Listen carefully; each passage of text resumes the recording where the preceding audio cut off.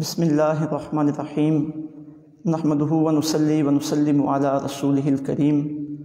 اما بعد فاعوذ باللہ من الشیطان الرجیم بسم اللہ الرحمن الرحیم وما لکم لا تقاتلون فی سبیل اللہ والمستضعفین من الرجال والنساء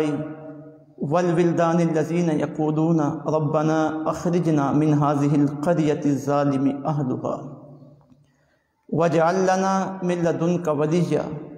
وَاجْعَلْ لَنَا مِن لَّدُنْكَ نَصِيرًا آمنت باللہ صدق اللہ العظیم الصلاۃ والسلام علیک یا رسول اللہ وعلی آلک واصحابک یا حبیب اللہ رب اشرح لی صدری ویسر لی امری واحلل عقدۃ من لسانی یفقہوا قولی۔ معزز سامعین، ناظرین، السلام علیکم ورحمۃ اللہ وبرکاتہ۔ ہفتہ بعد درس قرآن مجید کے سلسلے میں آج سورہ النساء شریف کی آیہ نمبر 75 کا درس قرآن مجید ہے، اور آج کے درس قرآن مجید کا عنوان فلسطین کی حالیہ پکار پر ہم کیا کر سکتے ہیں۔ اس وقت فلسطین میں اور بالخصوص اس ریاست کے غزہ شہر میں اور بیت المقدس میں ہمارے مسلمان بھائیوں پہ جو اسرائیلی فورسز کی طرف سے یورپ یونین اور امریکہ کی حمایت سے جو ظلم و ستم کا سلسلہ جاری ہے اور کئی دہائیوں سے یہ مسلسل چلا آ رہا ہے، اور پھر بطور خاص اس رمضان شریف میں عین نماز تراویح کی حالت میں ان پر حملے کر کے اس سلسلے کا جو ایک بار پھر آغاز کیا گیا، اور کئی دنوں سے ہمارے مسلمان فلسطینی بھائی، ہماری مائیں، ہماری بہنیں، ہماری بیٹیاں، ہمارے بچے، ہمارے قبلہ اول اور ہماری مقدس مسجد اقصیٰ اور نبیوں کی سرزمین، مقدس سرزمین فلسطین کا دفاع کرنے کے لیے میدان عمل میں موجود ہیں۔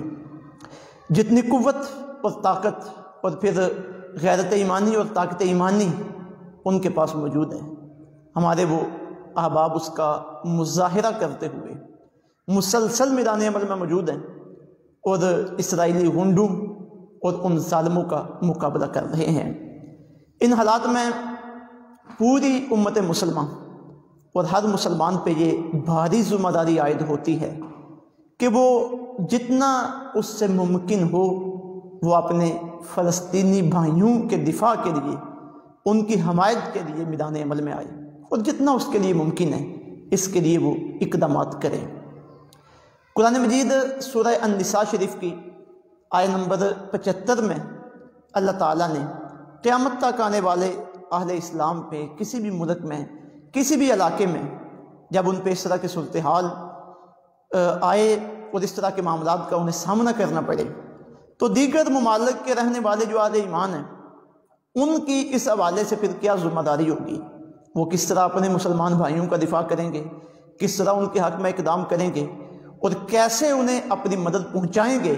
کہ ظالم طاقتوں کے مقابلے میں اہل اسلام کو قوت فراہم کی جا سکے، ان کا دفاع کیا جا سکے اور ان کی حمایت کی جا سکے۔ سورہ النساء شریف کی آیہ نمبر 75 میں اللہ تعالیٰ نے اسی طرح کی کیفیت کو بیان فرمایا اور احکامات بیان فرمائے۔ اپنی ابتدا کے اعتبار سے تو یہ آیت طیبہ مدینہ طیبہ میں اس ماحول میں نازل ہوئی تھی جب مدینہ شریف میں آقا علیہ الصلوۃ والسلام کی زیر قیادت ریاست مدینہ کا باقاعدہ آغاز ہو چکا تھا۔ اب اس وقت مدینہ طیبہ میں مسلمانوں کی حکومت مضبوط اور منظم ہوئی، اور دوسری طرف مکہ مکرمہ میں ایسے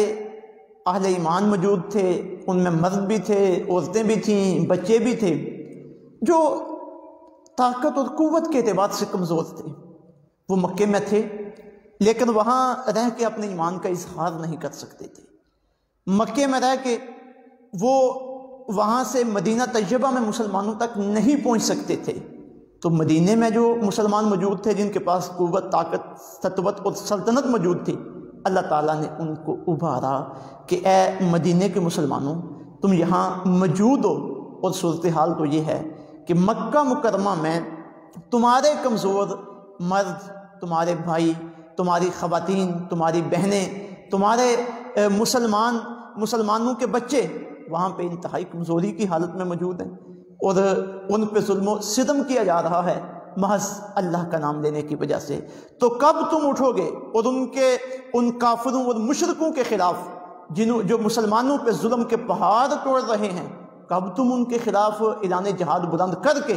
اپنے ان مسلمان بھائیوں، بہنوں اور بچوں کو نجات دلاؤ گے، اور وہ بھی امن میں آئیں گے، وہ بھی سکون اور سکھ کا سانس لے سکیں گے؟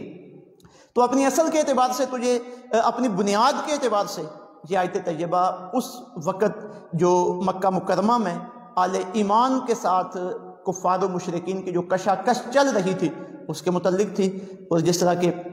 قرآن مجید کو سمجھنے کا قاعدہ ہے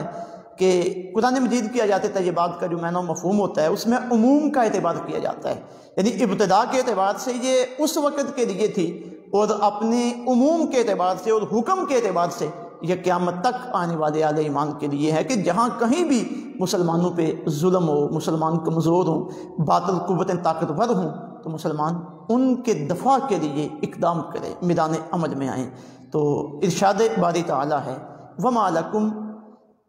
اور تمہیں کیا ہو گیا ہے، لا تقاتلون، تم جہاد نہیں کرتے، لڑتے نہیں، فی سبیل اللہ کے راستے میں، حالانکہ صورتحال یہ ہے کہ والمستضعفین من الرجال، مردوں میں سے کمزور لوگ، بے بس لوگ، والنساء، اور کمزور و بے بس عورتیں، والولدان، کمزور اور بے بس بچے، الذین یقولون، جو اللہ کی بارگاہ میں عرض کر رہے ہیں ربنا، اے ہمارے رب، اخرجنا، ہمیں نکال لے، من ہذہ القریہ، اس بستی سے، الظالم اہلھا، جس کے رہنے والے ظالم ہیں، وَاجْعَلْ لَنَا مِن لَدُنْكَ وَلِيًّا، اور ہمارے لیے اپنی جناب میں سے کوئی حمایتی پیدا کر دے، وَاجْعَلْ لَنَا مِن لَدُنْكَ نَصِيرًا، اور اپنی طرف سے ہمارے لیے کسی کو مددگار بنا دے۔ یعنی مکے میں لوگ موجود ہیں، کمزور ہیں، ضعیف ہیں، بے بس ہیں، ان پہ ظلم و ستم ہو رہا ہے، اور وہ اللہ کی بارگاہ میں دعائیں مانگ رہے ہیں، مولا یہاں کے لوگ بہت ظالم ہیں، کرم نوازی فرما، اس بستی سے ہمیں نکال لے، اور یہاں ہمارے لیے کوئی حمایتی پیدا فرما دے، یہاں ہمارے لیے کوئی مددگار پیدا فرما دے۔ تو اللہ فرما رہے ہیں کہ تم یہاں کیا کر رہے ہو، تم ان کے حق میں اور ان کے لیے قتال کیوں نہیں کرتے، جہاد کیوں نہیں کرتے ان ظالموں کے خلاف؟ تو یہ جو آیت طیبہ ہے اس سے یہ معلوم ہو رہا ہے کہ جہاں کہیں بھی مسلمانوں پہ ظلم و ستم ہو رہا ہو، اور مسلمان دنیا کے کسی بھی کونے میں طاقت کی حالت میں موجود ہیں، قوت کی حالت میں موجود ہیں، سلطنت و سطوت کی حالت میں موجود ہیں، تو ان پہ لازم ہو جاتا ہے کہ وہ اپنی مناسب قوت جمع کر کے دنیا کے کسی بھی کونے میں ان کے مسلمان بھائیوں کے ساتھ یہ معاملہ پیش ہو رہا ہے تو وہ وہاں پہنچیں، ان کی مدد کریں، جو ظالم ہیں ان کے پنجے کو توڑ کے رکھ دیں، اور ہر اعتبار سے اپنے مسلمان بھائیوں کے حق میں کھڑے ہو جائیں۔ آج یہی صورتحال کشمیر میں بھی ہے، چیچنیا میں بھی ہے، بوسنیا میں بھی ہے، برما میں بھی ہے، اور بالخصوص اس وقت یہ صورتحال فلسطین، اس کے شہر غزہ، اور بالخصوص بیت المقدس کے گرد و نواح کے علاقوں میں بڑی شدت کے ساتھ ہمارے اہل ایمان بھائیوں کو، بہنوں کو، بچوں کو اس صورتحال کا سامنا کرنا پڑ رہا ہے۔ تو جس جگہ پہ بطور خاص اس وقت یہ اٹیک ہو رہا ہے اور ظلم و ستم کا بازار گرم ہے، وہ جگہ بے شمار اعتبارات سے ہمارے لیے قابل احترام ہے، اور ہمارے ساتھ اس جگہ کا گہرا تعلق ہے۔ ایک تو وہ فلسطین، وہ مسلمانوں کی ریاست ہے، اور وہاں ہمارے رہنے والے مسلمان بھائی ہیں، تو اس اعتبار سے بھی ان کا دفاع کرنا ہمارے اوپر لازم ہے۔ اور پھر یہ وہ مقدس مقام ہے مسجد اقصی، جس کی بنیاد اللہ کے نبی حضرت یعقوب علیہ السلام نے رکھی تھی، اور حضرت سلیمان علیہ السلام نے ان کے بعد مزید اس کی تعمیرات میں اضافے فرمائے اور ایک نئے سرے سے اس کی تشکیل دی، اور پھر حضرت عیسیٰ علیہ السلام تک، حضرت یعقوب علیہ السلام سے حضرت عیسیٰ علیہ السلام تک ہزاروں انبیاء کرام علیہ السلام کا وہ مسجد قبلہ رہی ہے، تو انبیاء کا قبلہ ہمارے لیے قابل تعظیم ہے، ہمارے لیے باعث برکت ہے، تو اس اعتبار سے بھی اس مسجد کے ساتھ ہمارا گہرا تعلق ہے۔ اسی طرح حضور رحمت دو عالم صلی اللہ علیہ وسلم، ہمارے محبوب آقا صلی اللہ علیہ وسلم، آپ کو جو اللہ تعالیٰ نے عظیم معجزہ معراج النبی صلی اللہ علیہ وسلم کی شکل میں عطا فرمایا، تو اس معراج شریف کا آغاز بھی جو آسمانی معراج تھا اس کا آغاز مسجد اقصیٰ سے ہوا۔ یہاں انبیاء کرام علیہ السلام کو اکٹھا کیا گیا اور آقا علیہ السلام نے انہیں نماز پڑھائی، اور حضور رحمت دو عالم صلی اللہ علیہ وسلم کا مقام و مرتبہ انبیاء کرام علیہ السلام کو دکھلایا گیا، تو اس اعتبار سے بھی یہ ہمارے لیے قابل احترام ہے۔ اور پھر ہمارا قرآن اس مسجد کے بارے میں گواہی دیتا ہے کہ الذی بارکنا حولہ، یہ وہ مسجد ہے جس کے گرد گرد اللہ تعالیٰ نے برکتیں رکھی ہوئی ہیں، تو اس اعتبار سے بھی ہمارے لیے یہ باعث برکت اور قابل احترام جگہ ہے۔ اور پھر ایک اور اہم پہلو جس کی وجہ سے یہ مسجد ہمارے لیے بہت قابل احترام ہے، بہت مقدس ہے، وہ یہ کہ جب آقا علیہ السلام مکہ مکرمہ سے ہجرت کر کے مدینہ طیبہ تشریف لائے تو 16 مہینے آل اسلام نے حضور رحمت دو عالم صلی اللہ علیہ وسلم کی قیادت میں نماز اس مسجد کی طرف منہ کر کے ادا کی ہے، اسی وجہ سے اسے مسجد اقصیٰ کہا جاتا ہے۔ اس بات میں کوئی شک نہیں کہ یہ یہودیوں کا بھی مقدس مقام ہے، عیسائیوں کا بھی مقدس مقام ہے، اور تاریخ اسلام اور تاریخ انسانیت اس بات کی گواہ ہے کہ حضرت سیدنا عمر فاروق رضی اللہ تعالیٰ عنہ کا دور ہو، اس دور میں جب یہ عیسائیوں کے پاس پہلے تھی، پھر مسلمانوں کے پاس اس مسجد اقصیٰ کی تولیت آئی، مسلمان متولی بنے، یا پھر اس کے بعد جب سلطان صلاح الدین ایوبی رحمۃ اللہ تعالی علیہ کے دور میں دوبارہ یہ مسجد اہل اسلام کے پاس آئی، اور پھر خلافت عثمانیہ تک یہ سلسلہ اہل اسلام کے پاس رہا، تو یہ تاریخ اسلام اس بات کی گواہ ہے کہ جب تک اس مسجد کی تولیت اہل اسلام کے پاس رہی، اہل اسلام نے نہ کبھی عیسائیوں کو اس مسجد میں عبادت کرنے سے روکا،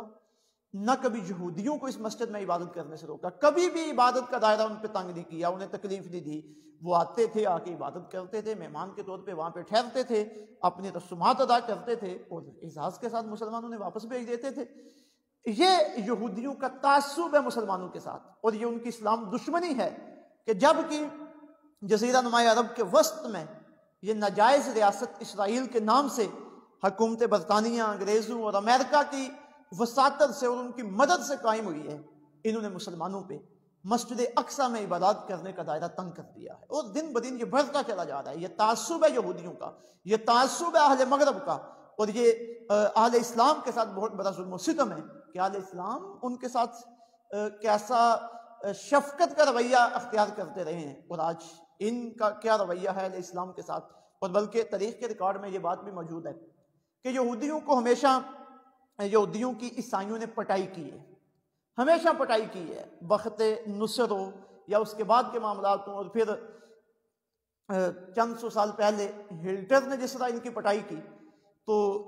ہولوکاسٹ کا جو واقعہ تاریخ کے منظر نامے پہ موجود ہے، تو ہمیشہ جب انہیں مار پڑی ہے، ان کی پٹائی ہوئی ہے، ان پہ ظلم و ستم کیا گیا ہے، تو اہل ایمان نے انہیں پناہ دی ہے، اہل اسلام نے انہیں پناہ دی ہے۔ تو آج یہ اتنے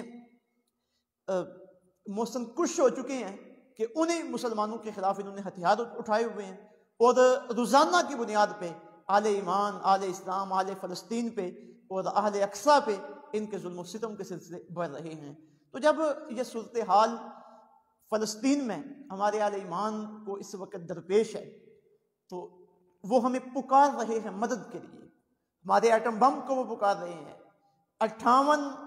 مسلمان ممالک کو وہ پکار رہے ہیں کہ پہنچو ہماری مدد کے لیے،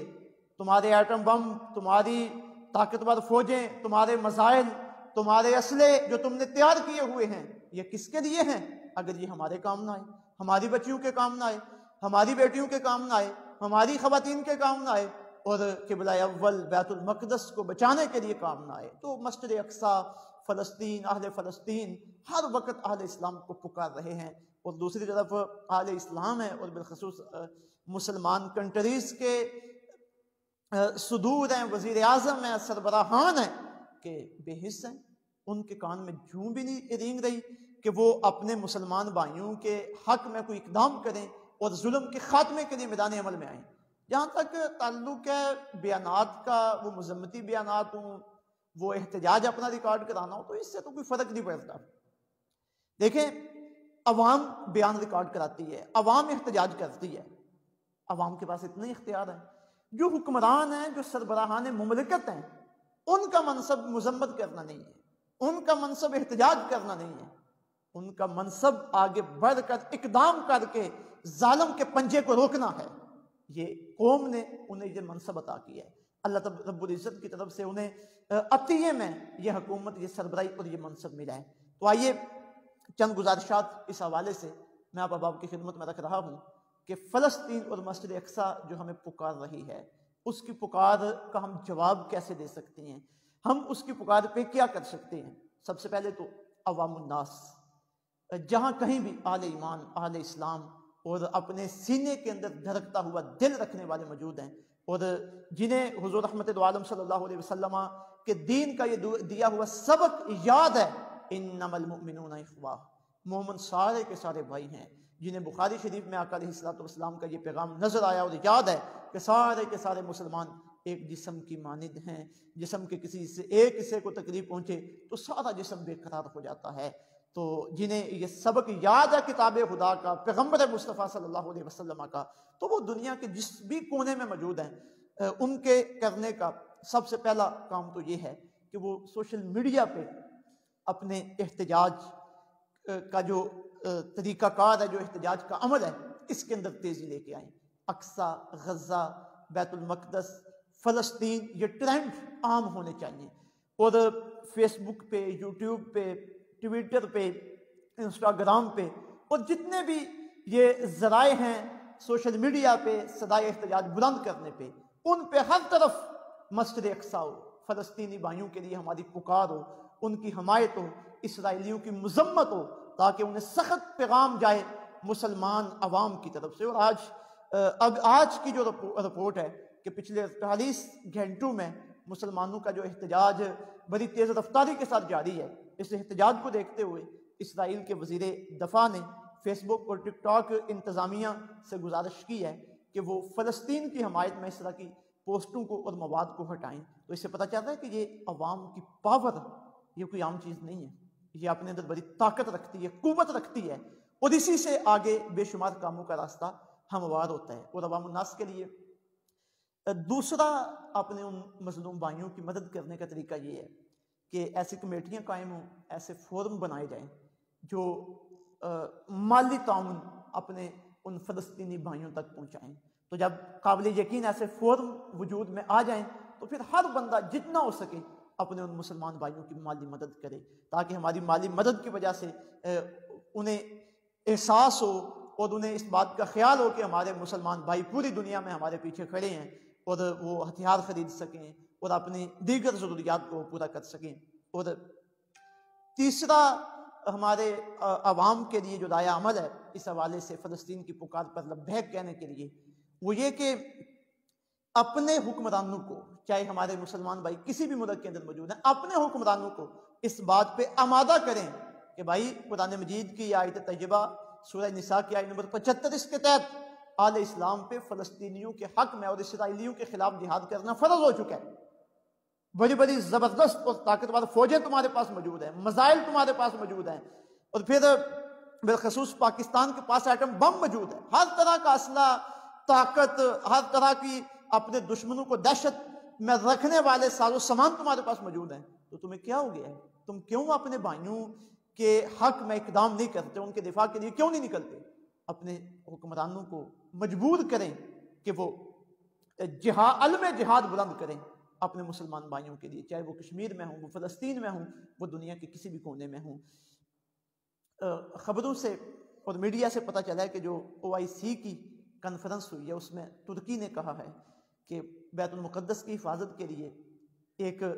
مسلمان ممالک کی اجتماعی فورس تیار کی جائے، ترتیب دی جائے۔ تو بڑا اچھا یہ پیغام ترکی کی طرف سے آیا ہے۔ کاش ہمارے سارے مسلمان ممالک کے سربراہان کو یہ خیال پیدا ہو، یہ احساس پیدا ہو، اور اس مشورے کو، اس رائے کو عملی جامہ پہنایا جا سکے۔ تو عوام سوشل میڈیا کے ذریعے، پرامن احتجاجات کے ذریعے، ریلیوں کے ذریعے اور اپنے پیغامات کے ذریعے جس جس ملک میں آل اسلام موجود ہیں اپنے مسلمان حکمرانوں کو، اپنے سربراہان کو اس بات پہ مجبور کریں، اور پھر جب اعلان جہاد ہو تو ہر بندہ علم جہاد بلند کر کے میدان عمل میں آئے۔ آقا علیہ الصلوۃ والسلام کا ارشاد گرامی ہے جہاد قیامت تک جاری ہے، اور بخاری شریف کی روایت ہے حضور رحمت عالم صلی اللہ علیہ وسلم ارشاد فرماتے ہیں جس بندے نے نہ کبھی جہاد کیا نہ کبھی جہاد کرنے کا خیال اس کے دل میں پیدا ہوا، حضور ارشاد فرماتے ہیں وہ منافقت کی موت مرا۔ تو یہ جذبہ جہاد انسان کے دل کے اندر ہونا چاہیے۔ اپنے سربراہان کو آگاہ کریں، انہیں تیار کریں، ان پہ پریشر ڈالیں، اور پھر میدان عمل میں آئیں تاکہ بروقت ہماری امداد ہمارے مسلمان بھائیوں تک پہنچ سکے اور اسرائیلی فوج سے تباہ و برباد ہوں۔ اور پھر ایک آخری گزارش اس حوالے سے جو کرنا چاہتا ہوں وہ یہ ہے کہ یہ جو مسلمان حکومتیں بنتی ہیں جہاں جہاں بالخصوص جمہوری نظام ہے، تو جمہوریت میں طاقت کا سرچشمہ عوام ہوتی ہے۔ یہ لوگ ہمارے پاس آتے ہیں، ہم سے ووٹ لیتے ہیں، اور ہمارے ووٹوں سے یہ آگے اعلیٰ عہدوں تک پہنچتے ہیں، اسمبلی میں کے فلور پہ پہنچتے ہیں، پھر پارلیمنٹ میں پہنچتے ہیں۔ تو ایک گزارش ہے تمام آل ایمان آل اسلام کی خدمت میں کہ جب یہ لوگ ووٹ مانگنے کے لیے ہمارے پاس آئیں الیکشن کے دنوں میں، تو ہم اپنے ذاتی مفادات تو بڑے ان کے سامنے رکھتے ہیں، نلکا، ٹوٹی، گلی نالی، روڈ، نوکری وغیرہ وغیرہ، تو یہ ہمارے ذاتی مفادات ہیں، ذاتی ضروریات ہیں۔ کاش آل اسلام کو یہ احساس ہو، یہ خیال ہو کہ تھوڑا سا ہم ذاتیات سے بڑھ کر آگے آئیں، ذاتیات سے آگے نکلیں۔ جو بھی نمائندہ ہمارے پاس ووٹ مانگنے کے لیے آئے، اور پھر جس کا آگے نمائندہ ہمارے پاس آئے، جس طرح ذاتی مطالبات اس کے سامنے رکھیں، سب سے بڑا مطالبہ اس کے سامنے یہ رکھیں کہ جب بھی اسلام پہ مشکل وقت آئے، کسی بھی دنیا کے کونے میں، کسی بھی ملک میں، جب بھی اہل اسلام پہ مشکل وقت آئے تو اسمبلی کے فلور میں تو نے ہماری آواز بلند کرنی ہے، اور تم نے اسمبلی کے فلور پہ کھڑے ہو کے ایسے سخت اور جاندار فیصلے کرنے ہیں جن کی وجہ سے اسلام کا بھلا ہو، جن کی وجہ سے انسانیت کا بھلا ہو، اور مسلمانوں تک ہماری امداد پہنچ سکے، اور جہاں جہاں مسلمان پریشان ہیں ہم ان کی پریشانی کو دور کرنے کے لیے میدان عمل میں آ سکے۔ تو یہ ہمارا رویہ ہونا چاہیے۔ مسلمان دوسروں کے لیے جیتا ہے۔ کاش ہمارے مسلمان بھائیوں کو اس بات کا احساس ہو جائے، تو پھر یہ دن آج ہمیں دیکھنے نصیب نہ ہوں، اور اللہ کرے یہ ہو جائے، یہ احساس پیدا ہو جائے، مسلمان سمجھدار ہو جائیں، اور مسلمان اپنے ذاتیات سے باہر نکل کر پوری دنیا کے مسلمانوں کے بارے میں سوچیں۔ یہ چند گزارشات ہیں جو قرآن مجید سورہ النساء کی آیت نمبر 75 کی روشنی میں میں نے عرض کی ہیں۔ فلسطینی بھی بحمدہ تعالیٰ اپنے قبلہ اول بیت المقدس کے دفاع کے لیے ڈٹے ہوئے ہیں۔ وہ تو پتھر بھی استعمال کر رہے ہیں، غلیلیں استعمال کر رہے ہیں، جہاں تک ان سے ممکن ہے وہ استعمال کر رہے ہیں، ان کی دہشت بھی اسرائیلیوں پہ طاری ہے، لیکن وہ کتنا کر سکتے ہیں، کب تک وہ چلیں گے؟ جذبہ ایمانی تو موجود ہے، لیکن اگر ہمارا جذبہ ایمانی، ہماری مدد ان کے شامل حال ہو جائے گی تو مزید انہیں طاقت نصیب ہو جائے گی، مزید قوت نصیب ہو جائے گی۔ اللہ رب العزت انہیں کامیابیاں عطا فرمائے گا۔ اللہ تعالیٰ عمل کی توفیق